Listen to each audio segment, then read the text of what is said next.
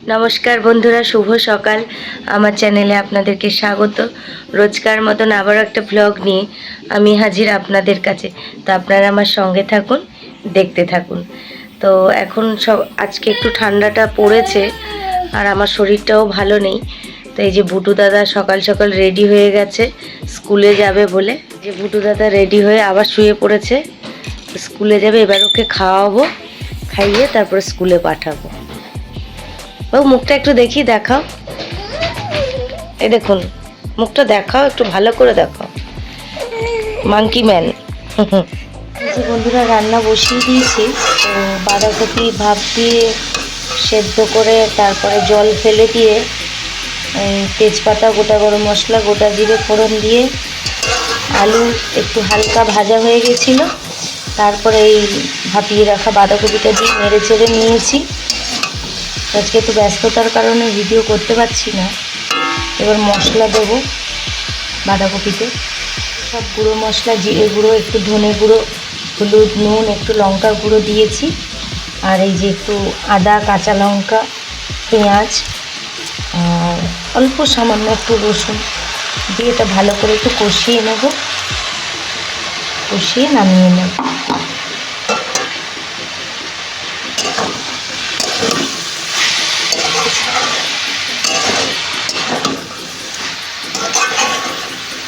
বাঁধাকপির রেসিপি মোটামুটি তোমরা তো সবাই জানো।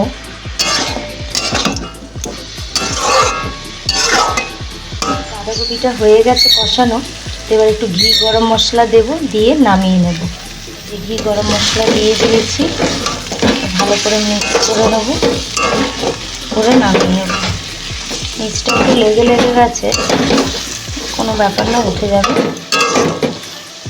তো চলো নামিয়ে নিয়ে। এবার বন্ধুরা, এদিকে খিচুড়ি বসাচ্ছি। আজকে নর্মাল চাল দিয়ে ডাল, মুগ ডাল, মুসুর ডাল, চাল আর যত রকম শীতের সবজি আছে সব সবজি দিয়ে খিচুড়ি করব। তো আমি এটা দেখাতে পারিনি, চাল ডাল ধুয়ে বসিয়ে দিয়েছি।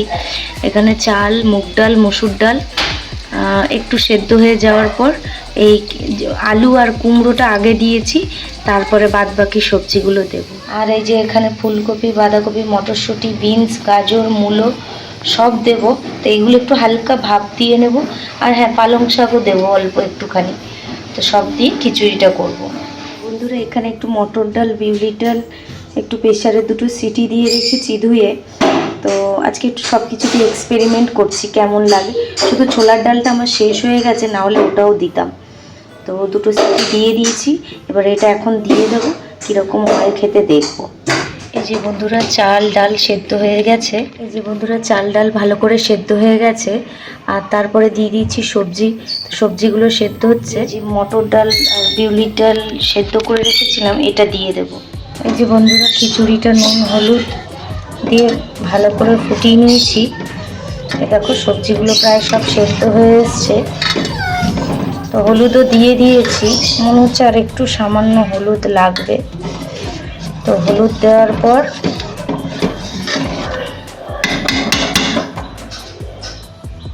এবারে এর মধ্যে গ্রেট করা আদা আর কাঁচা লঙ্কাটা দিয়ে দেবো খিচুড়িতে। সব কিছু দিয়ে মিক্সড করে নিয়েছি।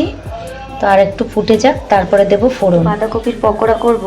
তো বাঁধাকপি ভাপ দিয়ে জল ফেলে দিয়েছি, আর সামান্য পেঁয়াজ, কাঁচা লঙ্কা, জিরে, ধনে গুঁড়ো, লঙ্কার গুঁড়ো আর গরম মশলার গুঁড়ো, নুন, হলুদ দিয়ে মেখে নিয়েছি। এবার পকোড়া ভেজে নেব। এই যে বন্ধুরা, খিচুড়িটা পুরো কমপ্লিট।